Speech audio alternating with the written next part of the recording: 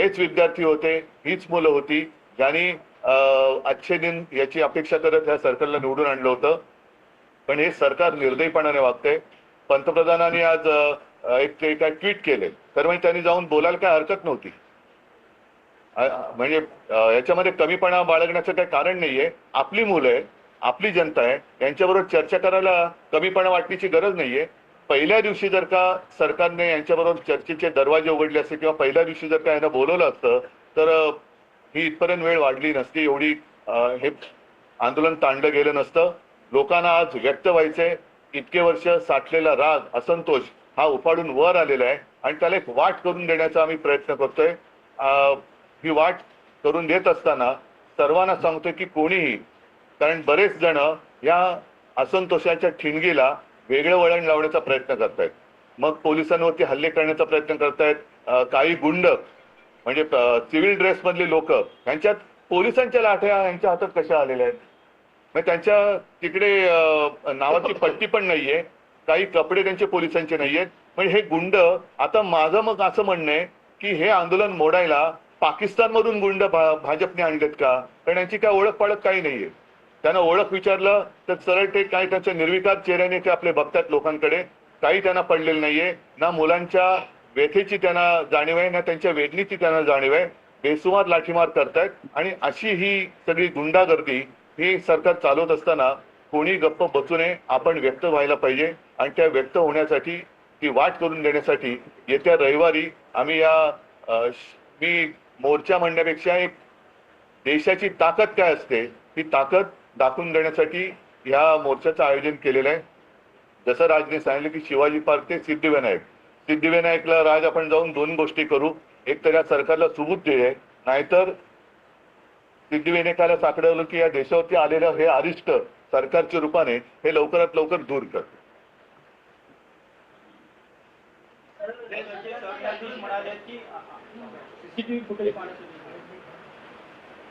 मग तोच विषय राहिला. सरन्यायाधीश जे बोलले सीसीटीव्ही फुटेज पाहण्यासाठी आमच्याकडे वेळ नाही. मुळात ह्यांच्यामुळेच हे झुरळ सुरू झालं ना. जन्मदाते तेच आहेत ना. आणि त्यांनी जन्म दिल्यानंतर त्या पोराकडे बघायला नको.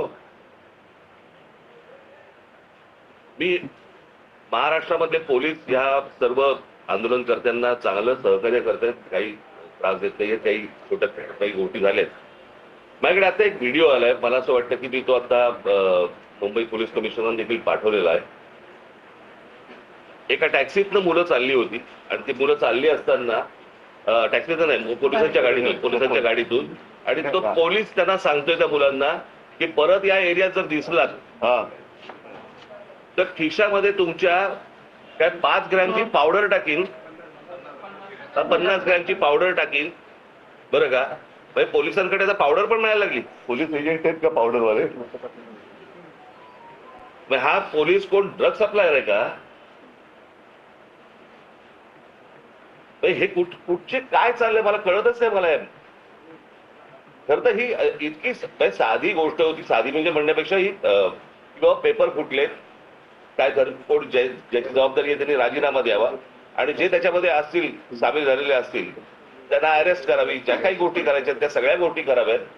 परत हे होणार नाही याची शाश्वती द्यावी आणि त्याच्याशी चर्चा करावी. हे सगळं प्रकरण इथपर्यंत आलंच नसतं. बोला. यात एक प्रश्न असा आहे की नाही, दिनेश एक मिनिट.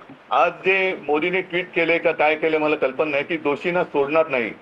तर ज्यांनी या मुला मुलींवरती निर्दयीपणाने लाठीमार केलेला आहे, ज्यांनी मुलींचे कपडे फाडलेत, जे पोलिसांच्या वेशात न येता जे गुंड तिकडे घुसलेत, या गुंडांना पकडून त्यांना सुद्धा कठोर शिक्षा करण्याची जबाबदारी मोदी घेत आहेत का?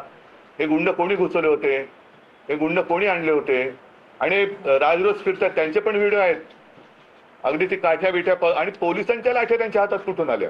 पण उद्धवजी, मुख्यमंत्री देवेंद्र फडणवीस आणि जे पी नड्डा जे भाजपचे केंद्राचे नेते आहेत ते असं म्हणतात की विरोधी पक्ष हा विद्यार्थ्यांच्या खांद्यावर बंदूक ठेवून या विषयाचं राजकारण करतो. भारतीय जनता पक्ष आजपर्यंत काय करतात? त्यांचा असाही दावा आहे की काँग्रेसच्या राजवटीतही अनेकदा पेपर फुटलेले आहेत. तेव्हाही आंदोलन झाली की, म्हणून तर बदललं ना सरकार. त्यावेळेलाही आंदोलन झाली, त्याच्यानंतर सरकार बदललं, यांचं आलं. हे नको